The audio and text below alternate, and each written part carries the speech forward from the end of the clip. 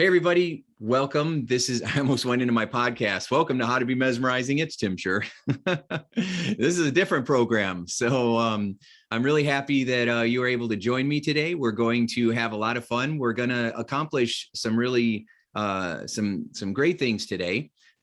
First, we're going to talk about three characteristics that really successful, happy, extraordinary people have, and these aren't things that you're born with. These are skills that you develop.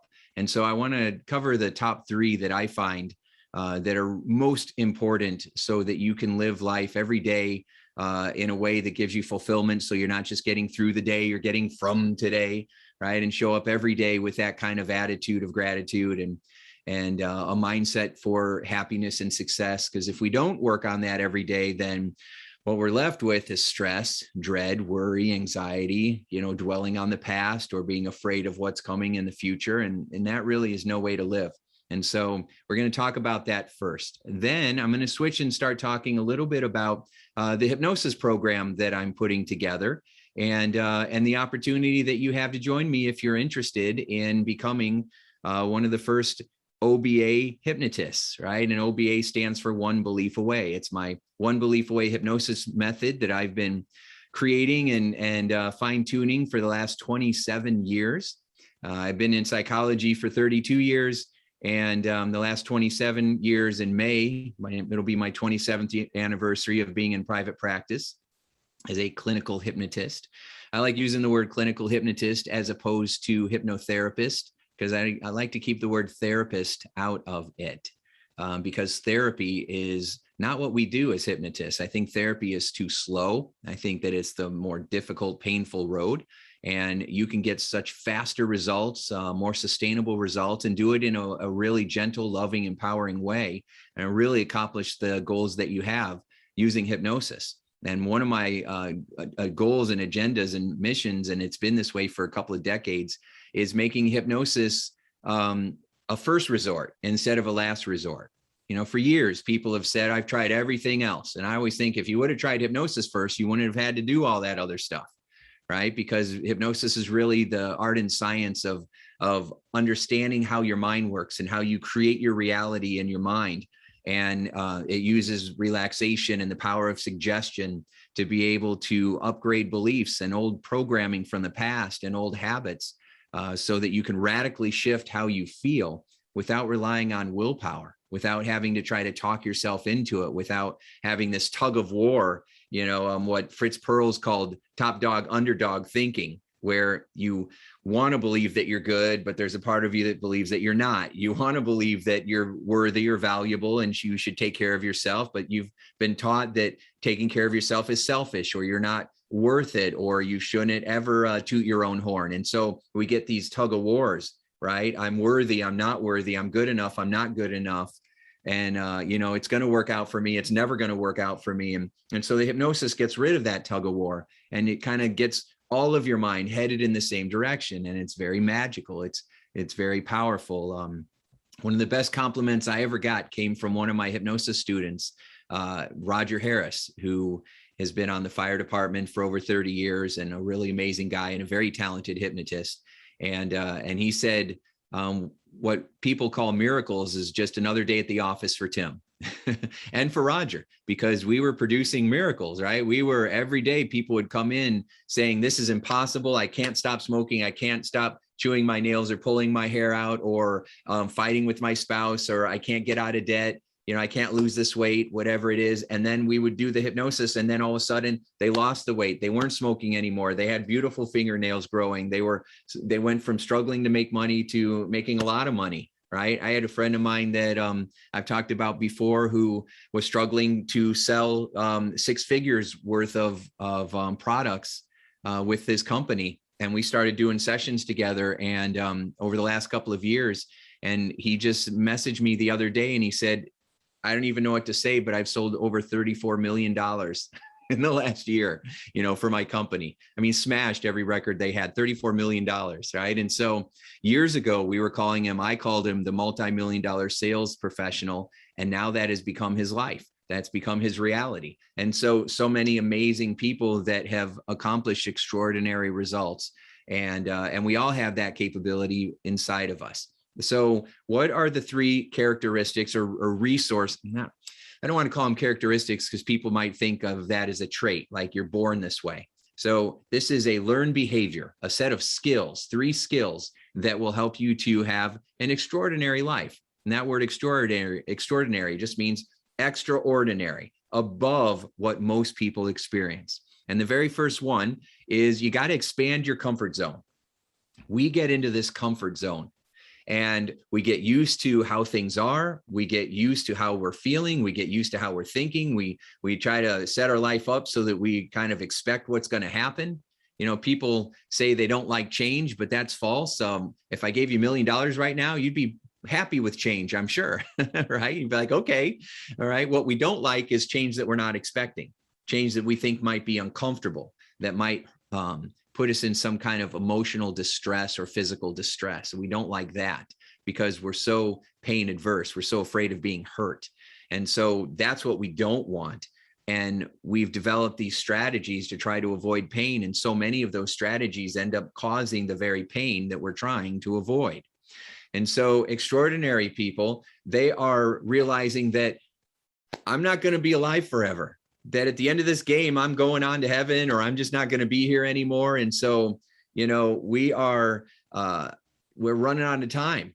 There's no use playing it safe because none of us are getting out of this game alive. So we might as well go for it. If it doesn't work out, you're just where you are right now. But what if it does work out? I've had that conversation with my friend Joe Vitale so many times. We go back and forth, and I help him if he's down, and he helps me if I'm down. And we've had so many conversations about this, about playing with the what if monster.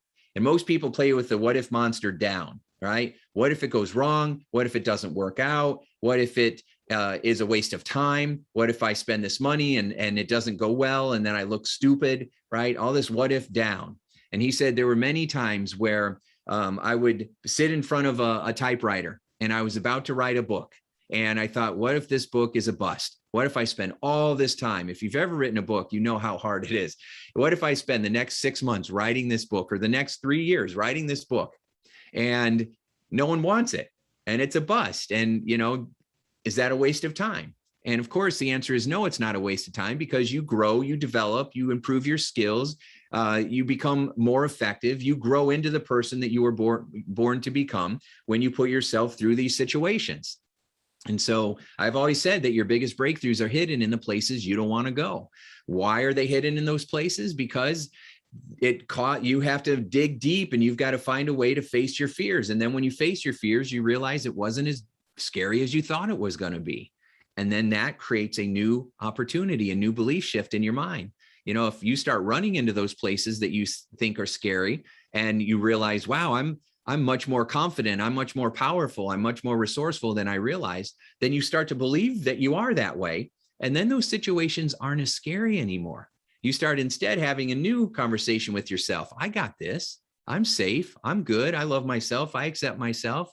I'm going to be okay. You know, if I'm, as my friend Les Brown says, you know, if I fall down, I'm going to try to land on my back, because if I can see up, I can get up.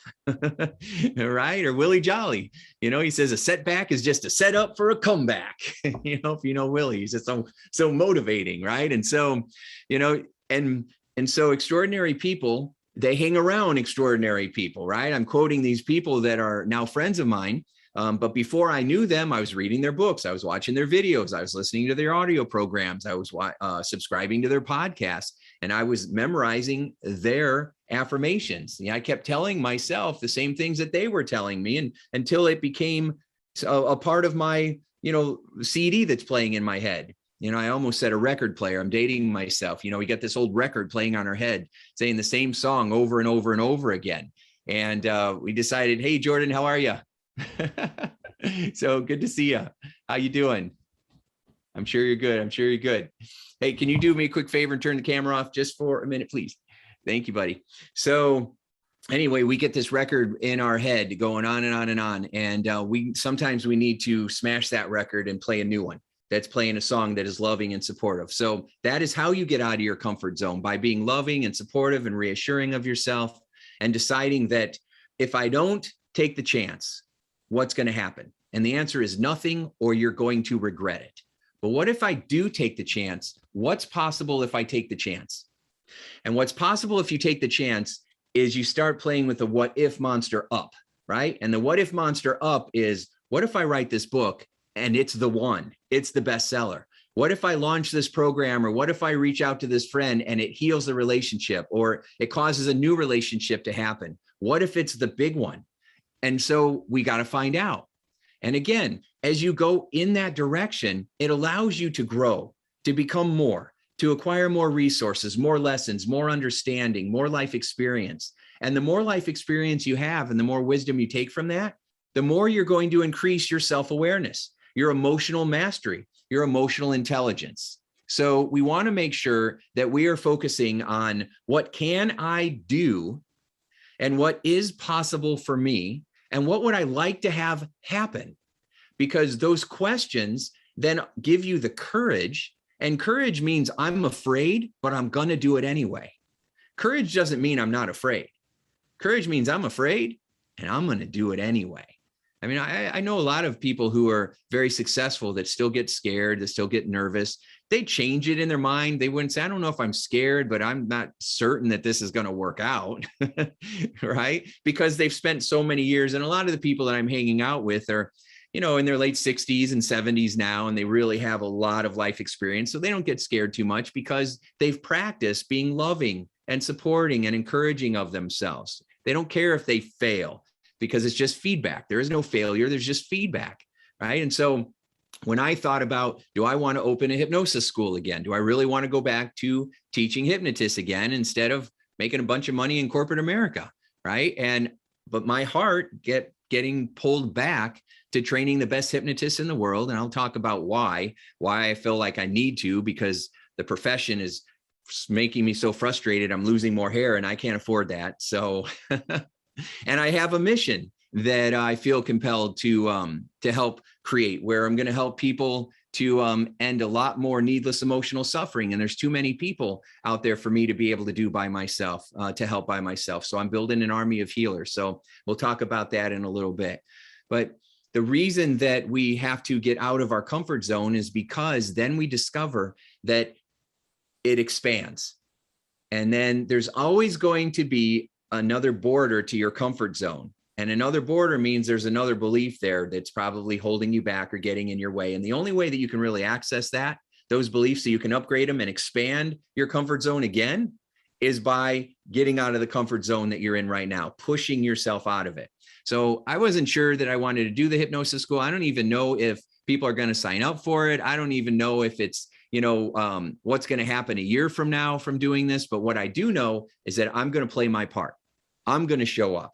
I'm going to put the materials together. I already have the awesome curriculum. I already have trained some of the best hypnotists in the world. I was doing that back in 2010, so I've already done that. I already opened a school in Indiana and made history by opening the first state approved school, hypnosis school in Indiana. Right. And so we had laws passed where you could not even become a hypnotist if you didn't go through a state approved school. And there was no state approved school. I had to actually create the school and get it open, which was difficult, very difficult. I had a lot of obstacles and a lot of people fighting me on it. And I got that school open anyway. And I opened hypnosis back up in the state of Indiana. And now the laws are gone. The old hypnosis committees are gone. But me and my practice and my school are still standing. Right. And so I've already trained amazing people. So do I want to go do that again? I guess I am. Right. Is it going to work? I don't know. I'll let you know. But I'm going to find out. And that is the attitude of people who have an extraordinary mindset. I am going to find out, because I never want to look back with regret. If I look back and say, I'm glad I took the shot, it didn't work out, but this is what I learned from it, and this is how I used it, and this situation led to that situation, cool. But I never want to look back and say, I wish I would have found out.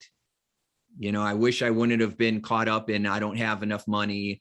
It's not the right time. I'm too busy. It's not a priority right now. And all the other same lame excuses that we always use to keep us playing it safe. I don't want to play safe. I don't want to play not to lose. I did that for a long time and it sucks. When you play not to lose, you just end up losing. Even if you feel like you're winning, or it looks like you're winning on the outside, you still feel like it's never enough. Yeah, that was okay, but what have I done lately? Or this other person did that and even better than me. And then we start comparing ourselves, and we just find another way to make ourselves feel less than. And that is not a good way to be. And that leads me to number 2.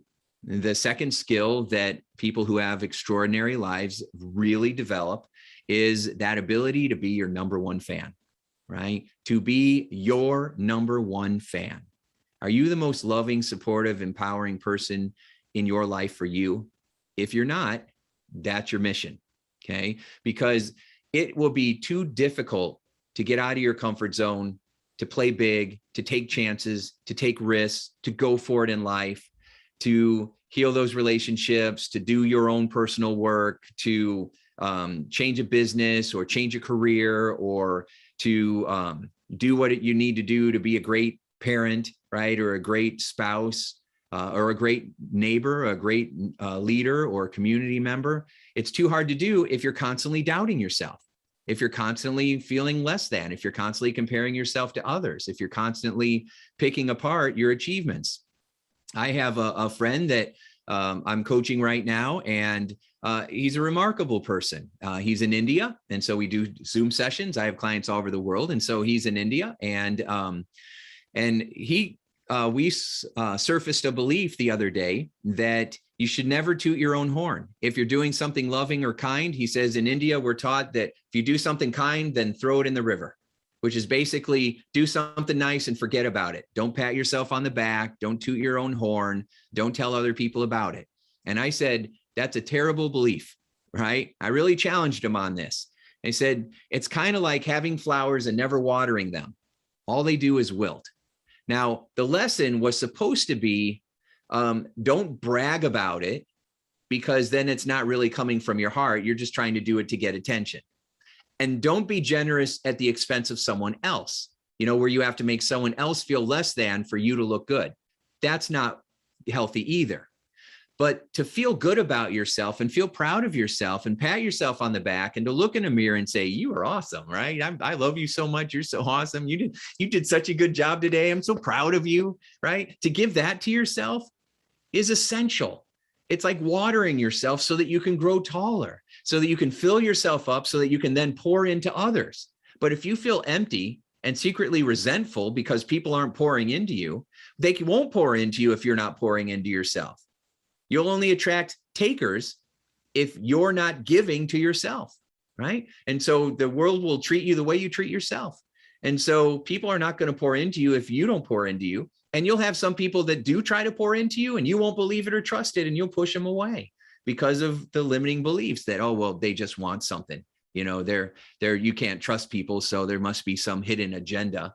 And that pessimism, that skepticism, that mistrust only keeps us stuck.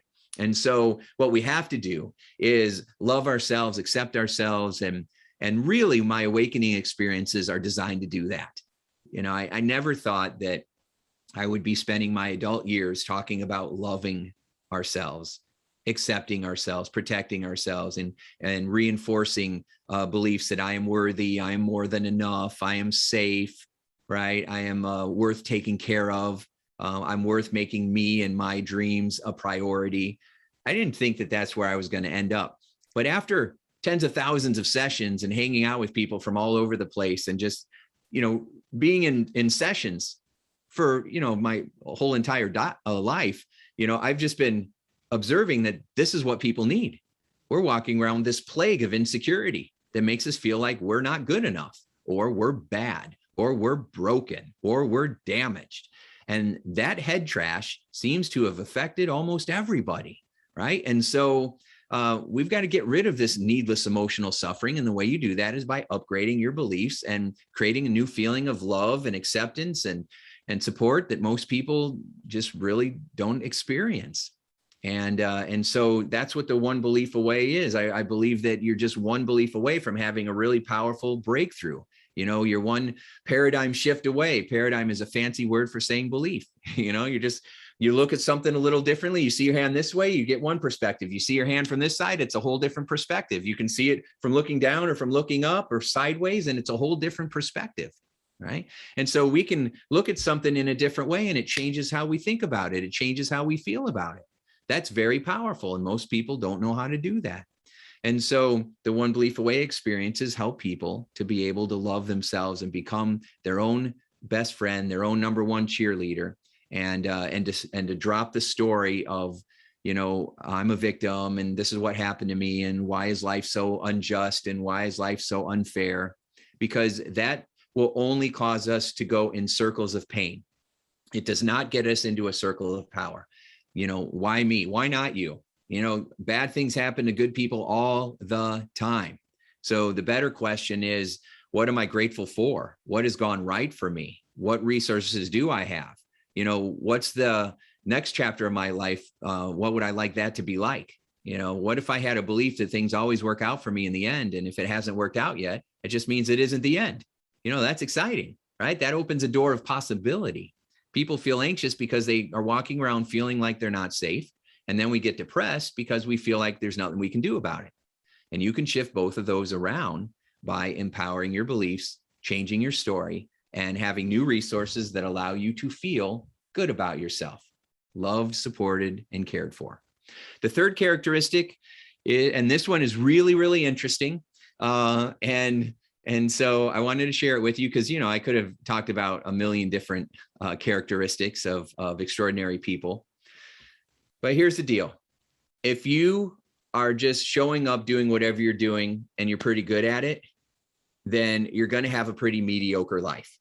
Okay. Being good at something is like the baseline. If you're not good at it, you're not even in the game, right? You're on the sidelines. You ain't even on the field. So being good at something is kind of like when I'm talk to a business owner and I say, what's great about your business as opposed to somebody else's? And they say, well, you know, we've got a great product at a great price and we've got wonderful customer service. I'm like, you are in big trouble because that's what everybody says, right? And so you are now a commodity and that is not going to get you where you want to be. So people are like, well, you know what? I'm not good at what I do. I'm great at what I do. And so good to great gets you here, okay? But great is not enough either. And this is where I spend the most amount of time with people because I work with a lot of entrepreneurs and a lot of business owners and a lot of people who are trying to take it to the next level, whatever that means, right? Usually means, how do I make a bunch of money and get my time back, right? So I'm working my butt off. I'm paying my dues. I've got my vision boards. I'm saying my affirmations. I've been studying Bob Proctor for 20 years, you know, God rest his soul, Bob. He took the stage in heaven, you know, not too long ago. And I'm sure he's doing amazing, right? And so, but I'm doing all these things and it's just not working for me. It's not paying off in the way that I thought it would by now. Why? And the answer is because being great at what you do isn't enough to get that next level either. Now, going from great to outstanding is just a little bit farther. It's just a little bit farther. It's like silver to gold in the Olympics. It's just a little bit. I mean, you could like a quarter of a second and you'll get a gold medal instead of a silver medal, right? So the gap is very small, but the people that go past great, they go into outstanding, right? You got to be outstanding. That means that you stand out from everybody else. And the way that you do that isn't necessarily by how wonderful you are. And it isn't necessarily by how amazing your product or service is. I think being outstanding comes from this inner glow inside of us. It's not what we're showing to the outside world. It's how we feel secretly on the inside, in the inside world. They say that happiness is an inside job. Well, so is success. So when you become outstanding, what you're doing is you're using the first two qualities here, you know, that I talked about. You're constantly getting out of your comfort zone and expanding it, seeing what's possible, because that's what allows you to grow. So you're always growing.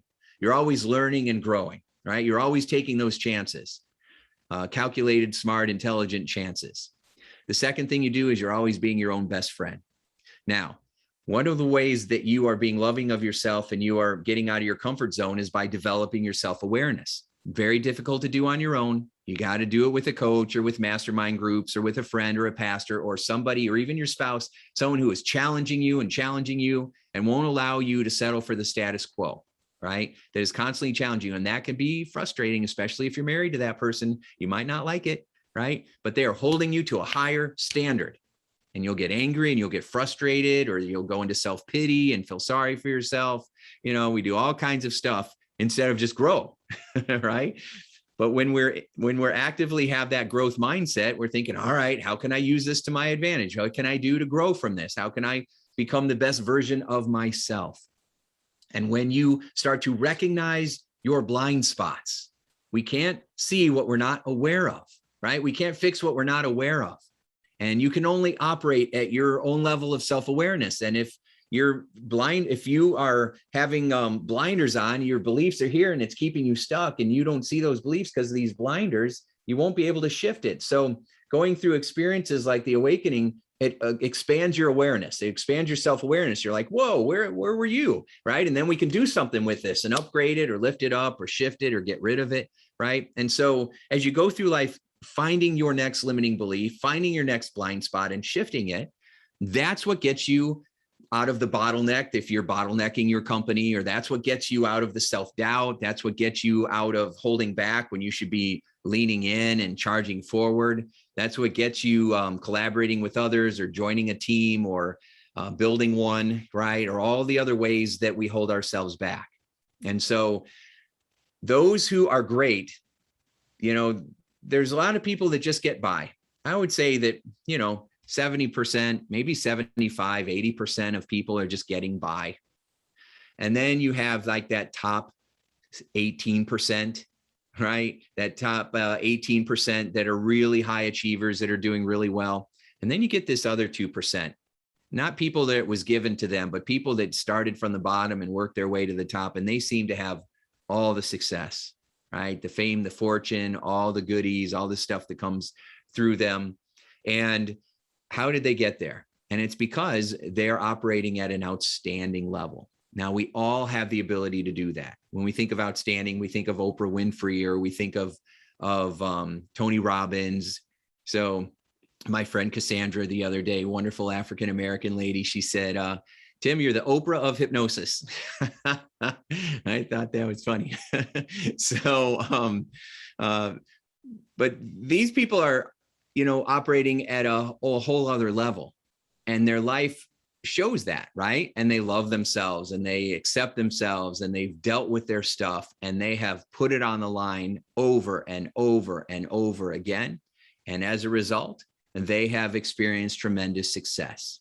And so working on, striving to be outstanding, being your own best friend, and really focusing on expanding your comfort zone, challenging your own fears, getting rid of your own blind spots. This is what extraordinary people do. And a lot of people don't do that. A lot of people hold back and do the opposite. We're negative and critical of ourselves. We get stuck in our comfort zone. It's not comfortable, but it's familiar. And so we stay there out of safety. And then we're not operating at an outstanding level. We might not even be operating at a very great level, right? And so, but good isn't going to get you there. And good to great is a great step forward. But if you want more, then you're going to have to keep going and move into being outstanding. And there's a path for that, and you can do it. You just you can't do it by yourself. I can't do it by myself. I have all kinds of support and people and coaches that I hire and friends that I hang out with. I've upgraded my friend group so many times, and hanging around people that I want to be like, right? And so, so those are my, my 3 tips for how you can live a more extraordinary life. These are skills. They're not characteristics. I was interviewing Seth Godin, and Seth was getting mad at me. I'm like, wow, did you just, were you born this way? How you think this way? And he's like, these are learned skills. I wasn't born with this. I have taught myself. I have trained myself to be this way, and anybody can do it. You just got to put the work in. And I'm like, wow, that's awesome. Good for you.